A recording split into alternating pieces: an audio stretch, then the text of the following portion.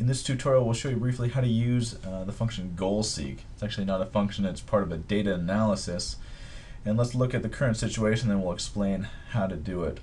Let's just say so far that we have 3 students and they have exam scores for exam 1 and exam 2. And their current averages, if you go in here, you can see is an average of these scores. It does include exam 3, which is not done yet. Notice that it averages just the 2 if this one is blank. Now we want to ask the question, say that Adam is really looking to get an A minus, and he needs to get an average of 90 points here. If we want to figure out what it would take for him to get a 90, I can either go in here and I can start typing in, okay, let's just see if he got 100. Okay, that would give him an 80.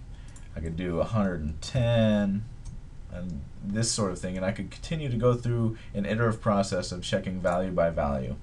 Now goalSeek is handy because if I go up here to data, these are your tabs here, go to data and go to the what if analysis.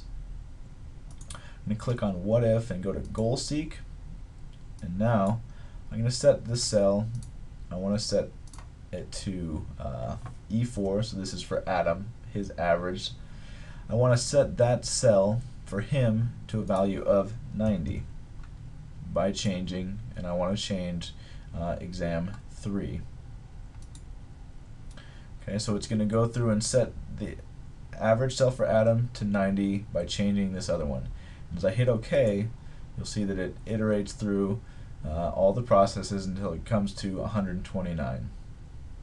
And so it selects that. That is just a value that's placed in there.